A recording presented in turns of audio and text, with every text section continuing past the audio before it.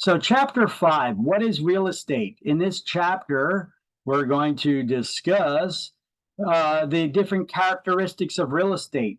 We're going to explain what real estate is. We're going to understand the difference between land and real estate, two terms that are often used interchangeably to describe the same thing, but they do have distinct differences. And we're going to distinguish the characteristics of personal property versus fixtures. So let's start off with the bundle of rights. This is a term that's used to describe all the rights that somebody has when they own real estate, when they own land. What exactly do you own? You own the property, the surface of the earth, but you also have certain rights and interests that may come with it. And we call that the bundle of rights. So we have the right of possession or season. This is an exclusive right to possess and own property. Then we have the right to use the property in any legal manner. Then we have the right of quiet enjoyment. That means to enjoy your premises without being disturbed by others. Remember when I was reading the Truth in Renting Act, it was talking about how a landlord or one of their employees can't just open up your apartment with their pass key and come in whenever they want. Because when a landlord rents property to a tenant, they're passing along, not they're turning over their physical property to the tenant for a period of time as defined in the lease, but they're also transferring all their rights and interest in that property to that tenant, except for the right to sell it or mortgage it. Okay. And included in those rights is the right of quiet enjoyment, where the tenant can keep everybody out of the premises that they are now living in, that they're renting, including the owner of the property. So that's the right of quiet enjoyment.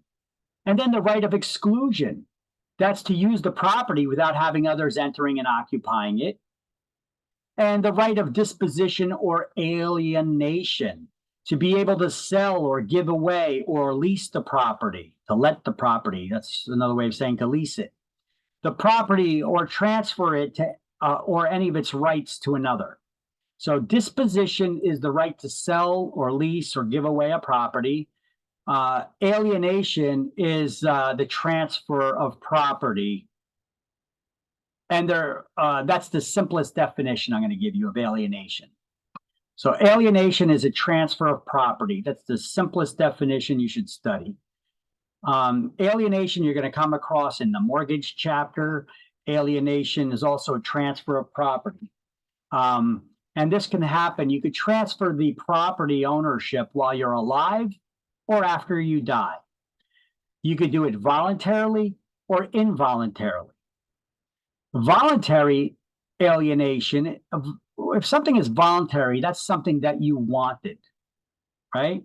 So voluntary alienation means to sell the property, give it away, devise it. Devise means to leave it to somebody in a will. You get to select who it is going to get your property after you die. To lease it, license it, or dedicate it. Dedicating land means you're giving it to the government for a public use, like streets, schools, and parks. That's what dedication is. And then we also have alienation. You could have involuntary alienation. We also have involuntary alienation, which would include foreclosure. Foreclosure is a legal process here in New Jersey that has to go. We are a judicial foreclosure state, so foreclosure must go through the court system here. And foreclosure is the process of somebody who has an interest in your property or lien holder of gaining ownership of that property so that it can be sold and they can collect whatever's owed to them. Escheat is when you die intestate, that means without a will, and no heirs can be found, no blood relatives can be found. So you died without a will, saying how your property should be disposed of and who should get it. and there's no natural heirs that can be located who have the right to make a claim to your property after you die, the state will take your property. So here's a way of looking at that word escheat with a little Spanish, my Spanglish added to it. They escheat you out of your property. Right? So it's when you die without a will and no heirs can be located, the state escheats you out of your property. Okay, so they're cheating you out of your property. Well, no, they're not cheating you out of your property. It's just my little joke here, that they do get it though. They sell the property at auction and the state keeps the proceeds. Now, a partition is a form of involuntary alienation. Partition is actually a lawsuit. It's a court proceeding where one owner of property sues their co-owner who may not want to sell it or buy them out.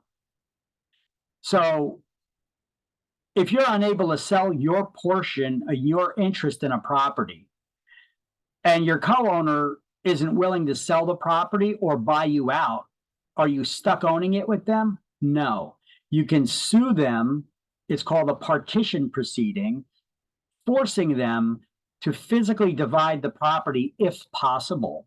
And if not possible, a judge will order the property sold at auction, and then you'll split the proceeds according to your ownership interest. That's what a partition is. So because of that, you're being forced to sell. It is a form of involuntary alienation. And then we have a suit for adverse possession. Adverse possession is when somebody is squatting on your property. They're using your land against your permission for a period of time as defined or prescribed by state law. They could claim ownership. They could take you to court and claim ownership of that property. Okay, so this is also known as an easement by prescription, but the lawsuit is called a suit for adverse possession, or sometimes a suit to quiet title. So basically, somebody's using your property and trying to take it from you. Yeah, I would say that's involuntary alienation as well, right? Now, within these rights are further rights to improve or devise, that means to leave by will, to mortgage, encumber, cultivate, explore, mine, build, lease, license, dedicate, give away, abandon, share, trade, or exchange the property. I had to take a breath after that one.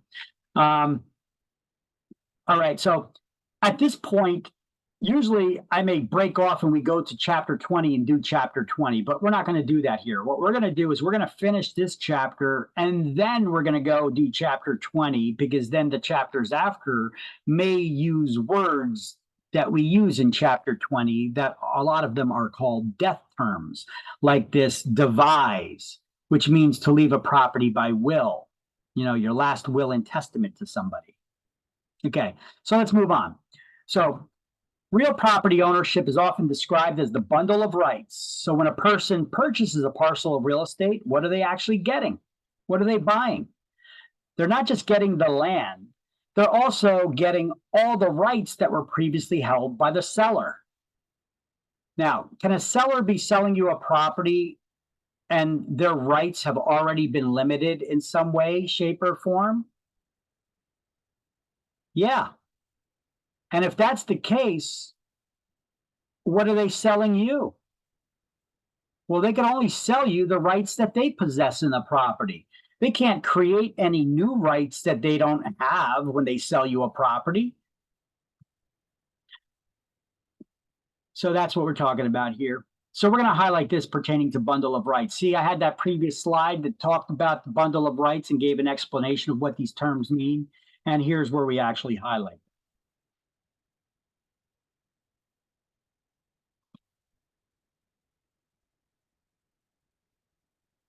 Next to devise, also write page 374 there next to that.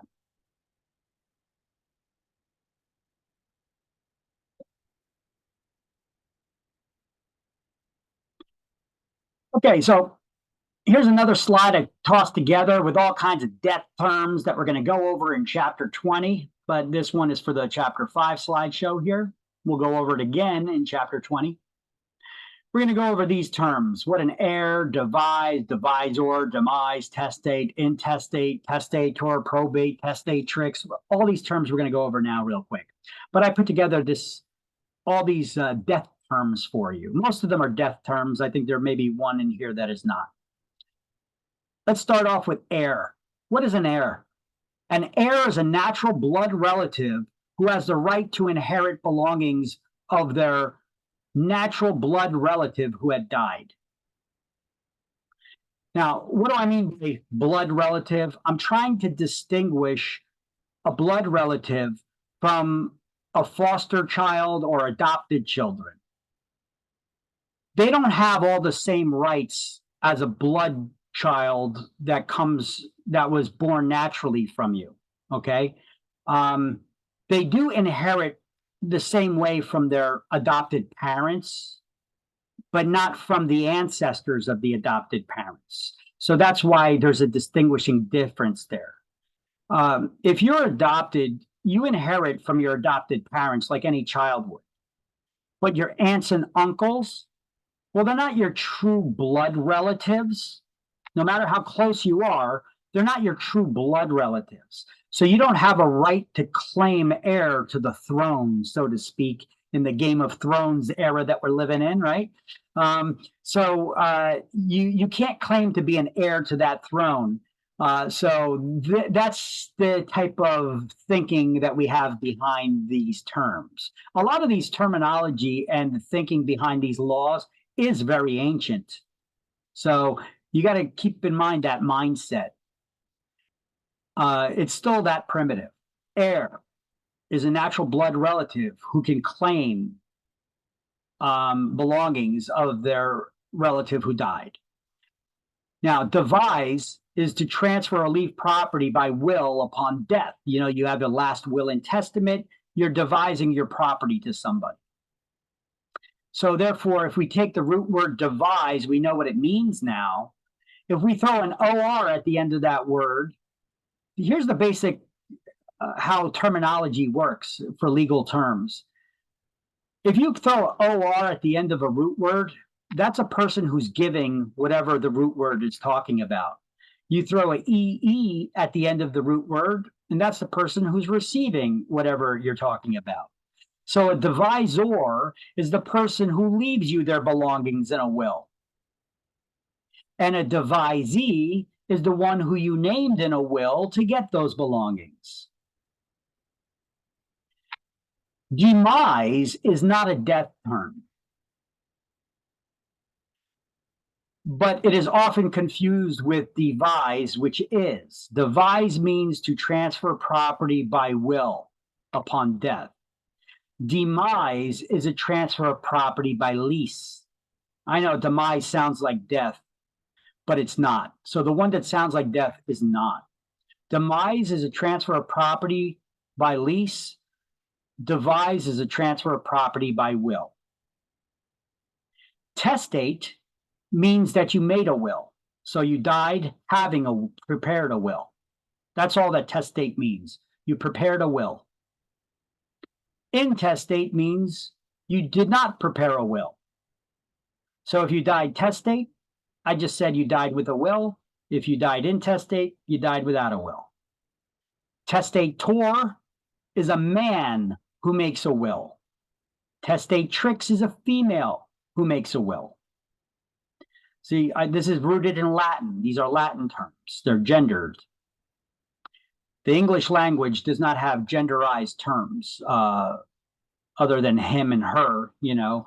But for words that mean something, we don't have gendered terms. Other languages do, like Latin. Probate is a court proceeding that determines who the natural heirs are, or to confirm who the devisees of an estate are, no matter if you had a will or not, and what the assets are after all debts have been paid. So anytime somebody dies, their estate must be probated. The main reason for probate is to make sure that all of your debts have been paid, mainly your taxes. Because we know one fact holds true in life and death. Anybody know it? Okay. Let me tell you this little saying. Two things are certain in life. You're all going to die and you're all going to pay taxes. Hell, you pay taxes even after you die. Even in New Jersey, look, we got a death tax. Explain that one.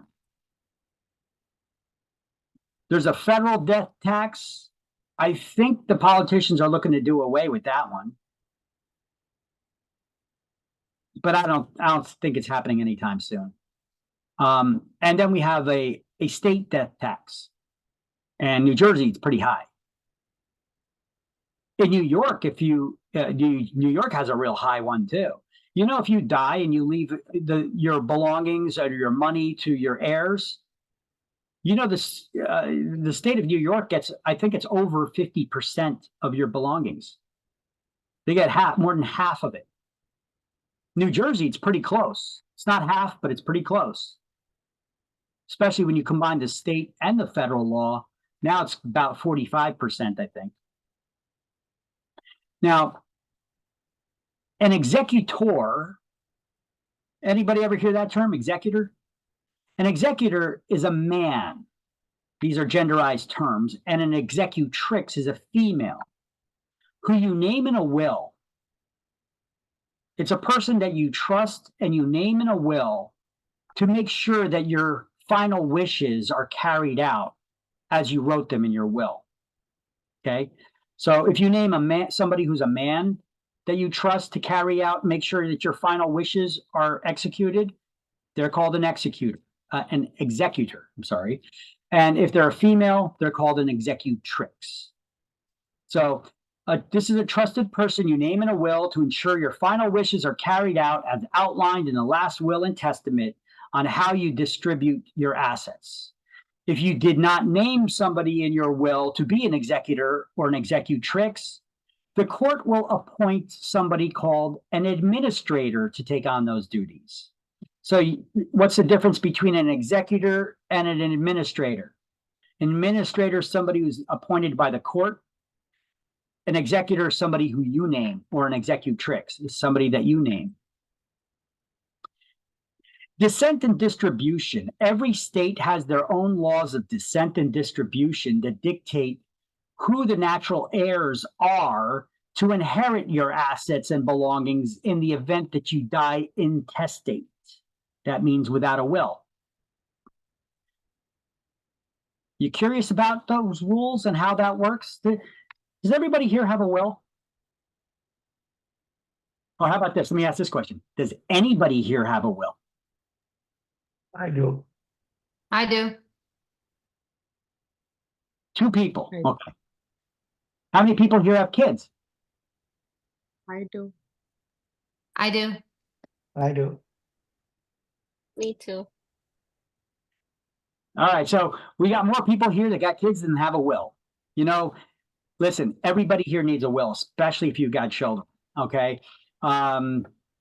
This is to ensure that your assets and belongings will swiftly be transferred to them without any delay or courts appointing an attorney to handle this, and they get upwards of 10% or more of your estate for making sure that they're the ones that have the right to inherit it, you know.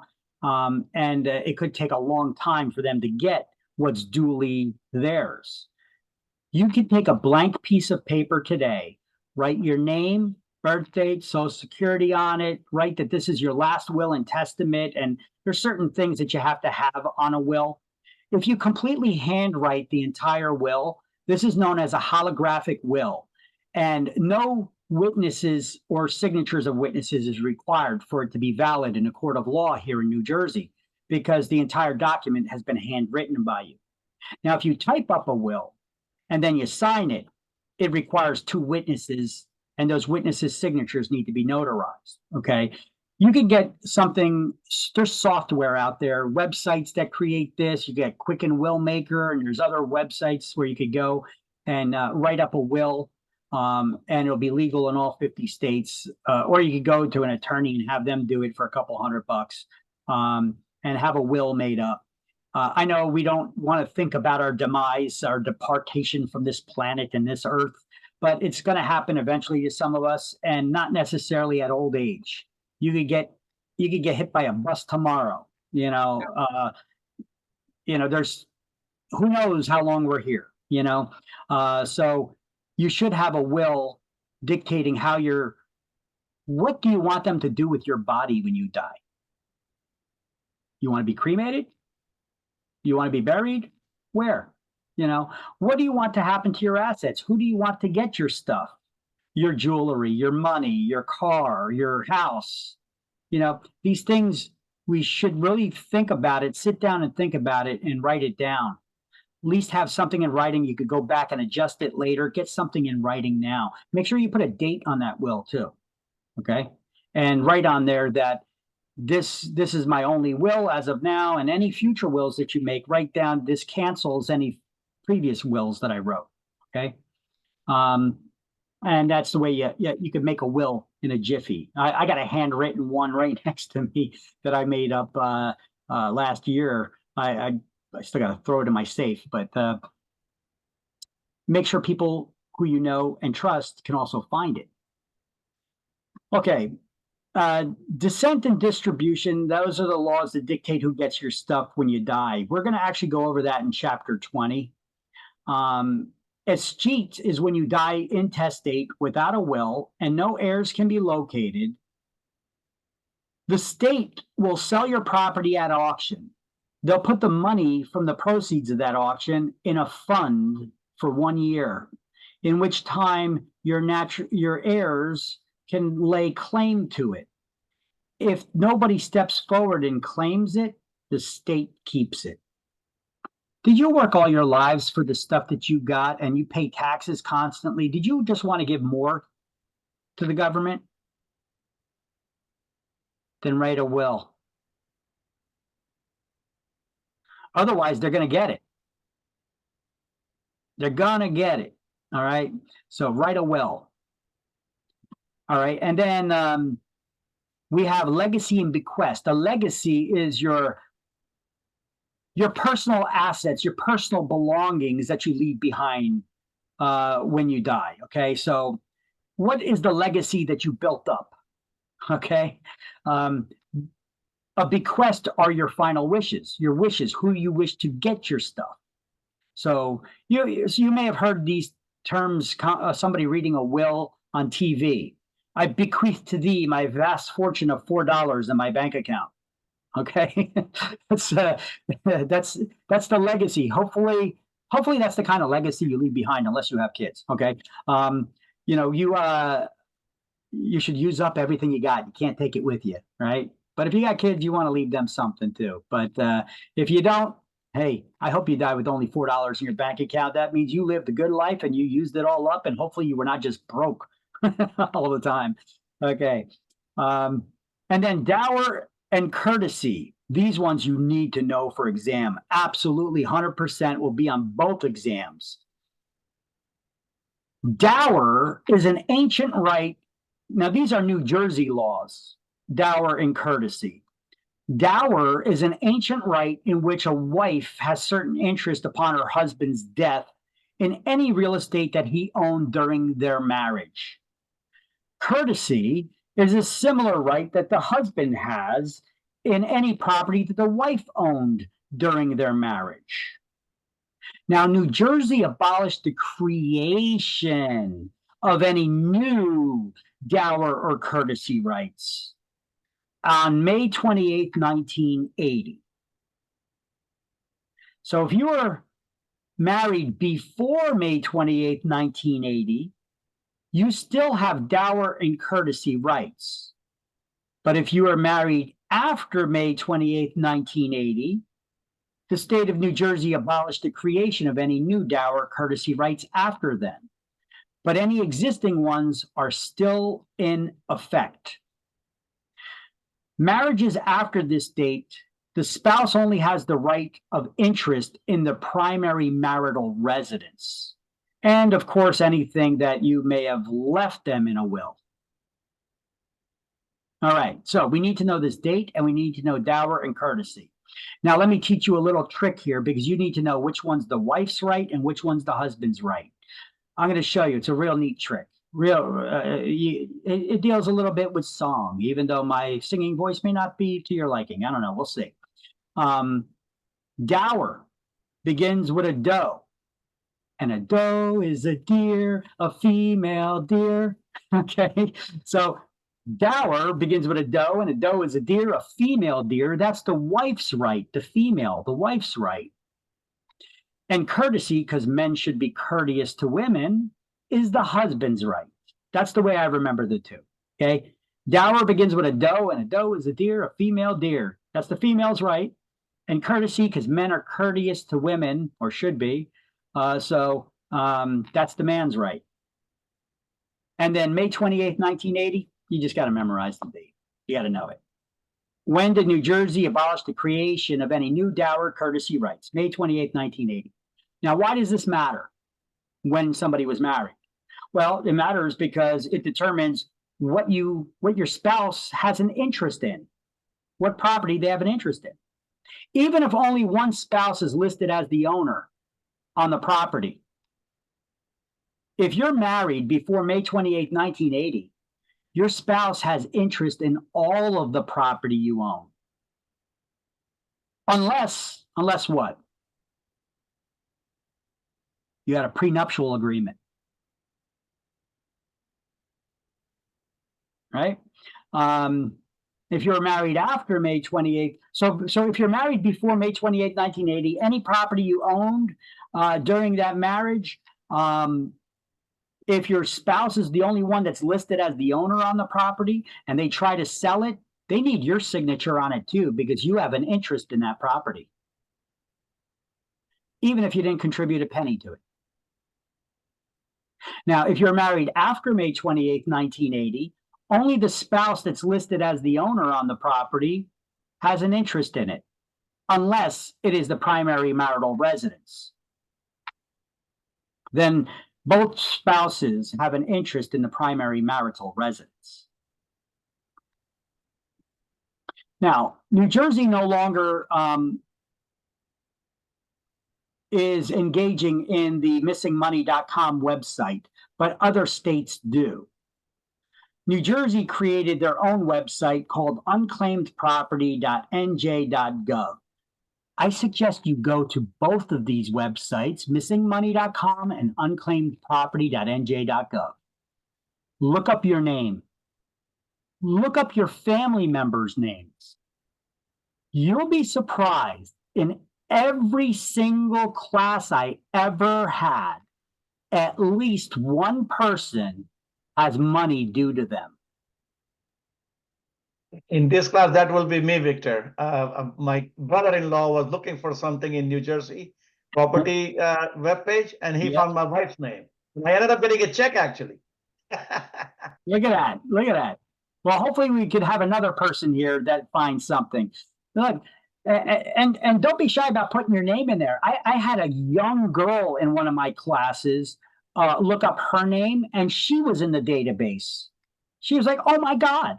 It didn't say how much money she was owed or where it was from. She had to actually file the claim for it to tell her. Sometimes it'll tell you outright how much money it is or where it's from. Sometimes you have to file the claim before you could get that information. And she actually had a couple $100 due to her because it was from her last job. She worked at Hot Topic in Woodbridge Mall, I think it was. And she never got her last paycheck from her boss. He actually turned it over to the state's missing money fund instead of giving it to her directly or mailing it to her house. Turned it over to the state. I don't know why.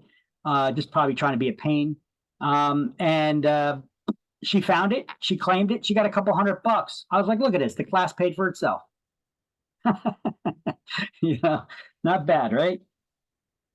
Or you maybe find relatives that have in here, When my dad was alive, I found a couple $1,000s for him. He bought a savings CD and forgot about it because the bank sold and they tore down the branch that was local. I guess out of sight, out of mind. And he forgot about it because he had to wait a couple of years for it to mature before he could cash it. So I guess he forgot all about it. And I looked it up. The state had it.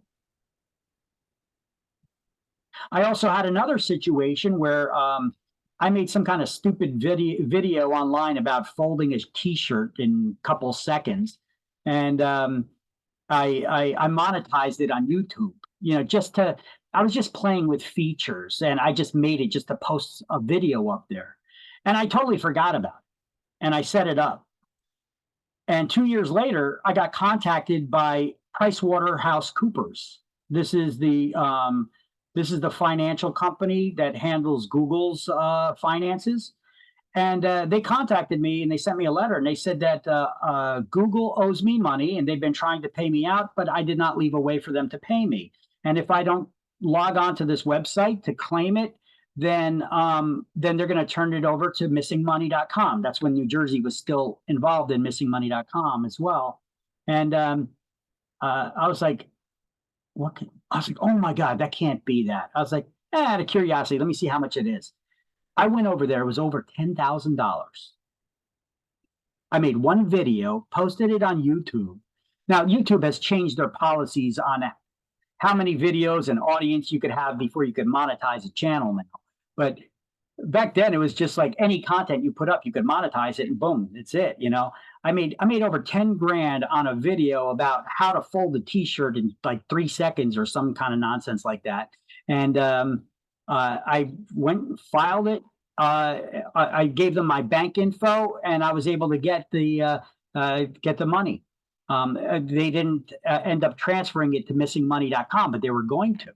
Okay, so that's a little interesting thing. It shows you a lot of different people can have things up there for various reasons, whether it's your estate when you die, if you paid off a house that had an FHA loan and you never used that FHA loan, there may be a balance that's due to you from the unused policy still.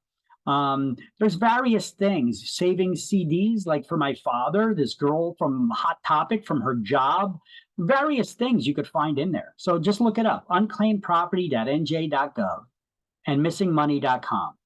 Everybody got that written down there?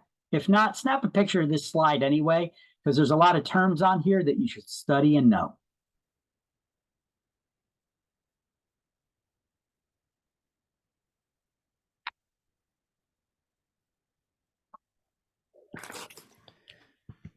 Yeah, I don't I don't have anything in unclaimed property, but in missing money, I see my name there. All right. Because, so it must have been in a different state then. No, it's in New Jersey. It is? Yeah. They must have, because I know New Jersey only puts stuff in their unclaimed property page now, unless it's been there for a long time and they just have not transferred it. You know, they may not have removed it from missing money. Yeah. Either way, check both sites. You never know, guys. All right, let me move on from the death terms. All right, land. What is land other than the thing under your feet? The dirt under your feet? Well, that's exactly what it is. Land refers to the surface of the earth, the dirt under your feet. But it also could include the water and anything permanently attached to it by nature. What is permanently attached to land by nature? Grass, trees, bushes, and certain crops and flowers that you don't have to plant every year, that they just come back every year on their own. That is considered part of the real estate, or the land. It's considered part of the land.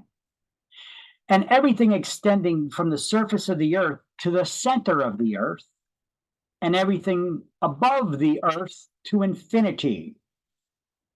So that is land. Land is the earth's surface, including the water and anything permanently attached to it by nature, and everything extending downward from the center to the surface of the earth, and everything above it to infinity. That includes your subsurface rights, air rights, and water rights. We all heard the term parcel perhaps before, a parcel of land. So what is a parcel of land? It's a specific tract of land that has legally defined boundaries. So somebody measured your property's boundaries and its dimensions. And now it's called a parcel. That's it. Real estate is the same definition of land plus all man-made improvements. So, what is an improvement? Improvements include both buildings erected on the land, as well as any streets, utilities, sewers, paved roads, or other manufactured additions to the property. So you could have land with just a paved road on it. It's real estate. It doesn't have to have a physical structure, just man-made improvements. You could have a sewer pipe on it, man-made improvement. So let's do these highlights on page 94 and 95.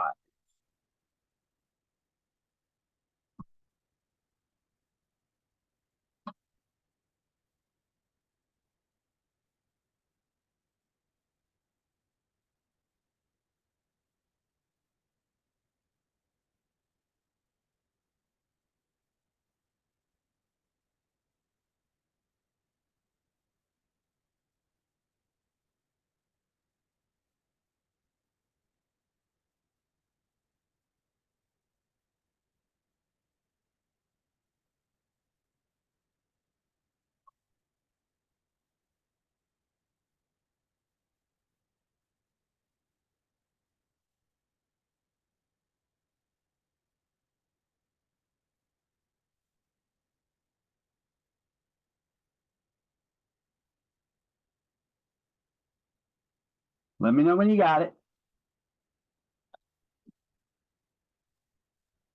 Got it. Got it. All right. Got it. So look at my artwork. Aren't I such an artist? Yeah, I know. Kindergartner's got more skills than me when it comes to drawing. So the term land and real estate are often used to describe the same thing, but they have important differences in their meanings. Land is the surface of the earth, including water and anything permanently attached to it by nature, which does not require annual cultivation, like grass, trees, bushes, and everything below the surface to the center of the earth, and everything above it to infinity, and all the rights, interests, and benefits that go with it. In other words, the bundle of rights. So real estate can be defined in two ways. Land plus man-made improvements plus all the rights, interests, and benefits that go with it. Or land plus man-made improvements plus the bundle of rights. Now, here's a little drawing. No, that's not a bald guy's head. And no, that's not a rocket ship. And that's not a hand. That's a tree. Those are bushes. And that's grass. And that is a house. Okay. So, and here's the walkway or driveway or whatever. So, the surface of the earth and all things permanently attached to it by nature, like trees, bushes, and grass, everything beneath it to the center of the earth and everything above it. That's the definition of land. The definition of real estate is that same definition plus man-made improvements and the bundle of rights. I don't know how to draw a scroll or a document, so I didn't even attempt to put the bundle of rights there.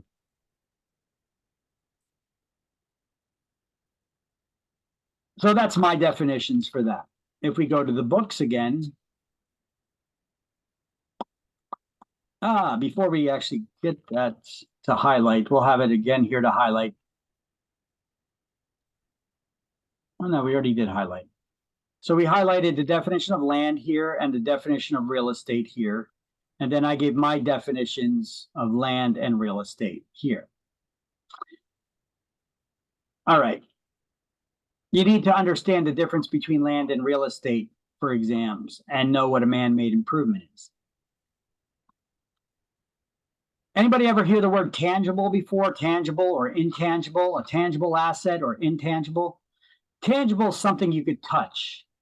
Something that's intangible, you cannot touch, but it may still have value, like a beautiful ocean view or your rights. Do you value your rights? I mean, if you watch live PD or cops, you know, people always know their rights. I know my rights when they're getting arrested, right?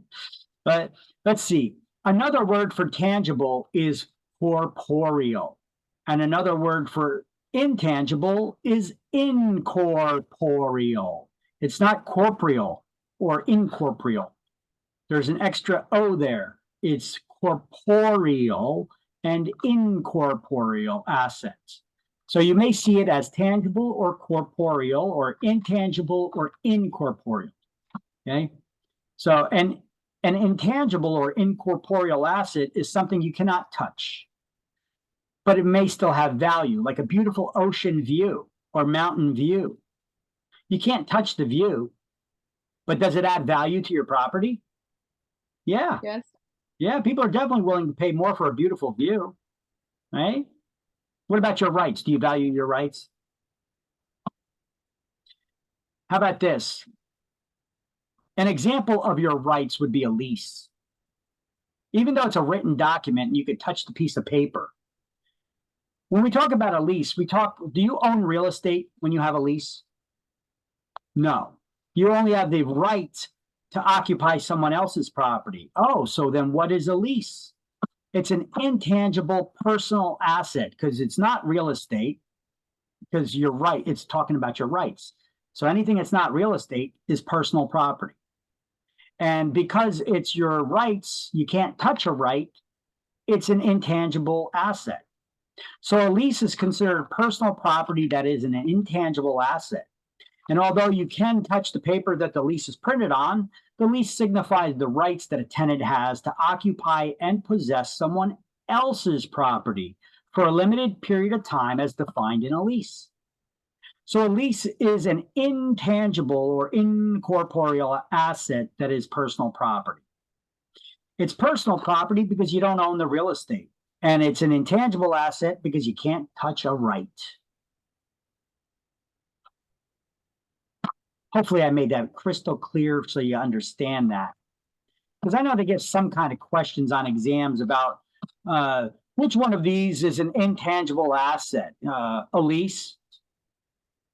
Which one of these symbolizes somebody's rights? A lease?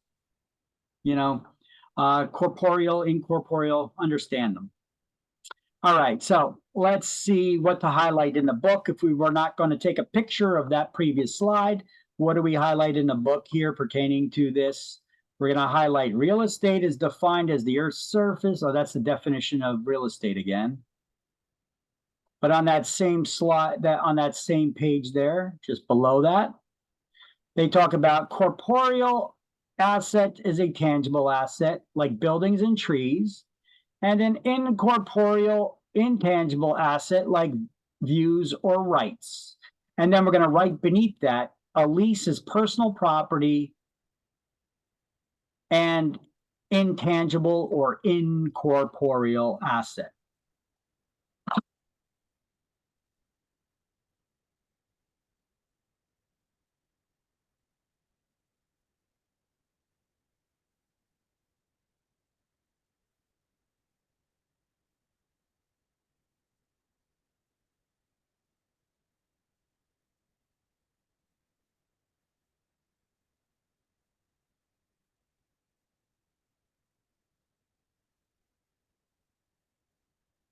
Let me know when everybody's got that.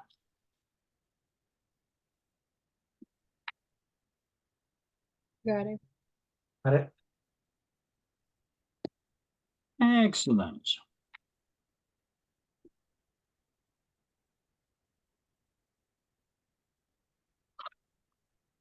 So property rights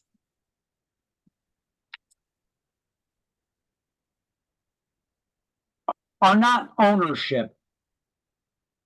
When we talk about property rights, you could have air rights, mineral rights, subsurface rights, water rights. They're not describing ownership of the land. They're just describing your rights or interest in something on the property. But that does not mean that you have an ownership interest in it. So these rights can be sold or leased independently of the land itself. We have subsurface or mineral rights like to the natural resources in the ground. Precious metals, minerals. oil, gas, gold, silver, you name it.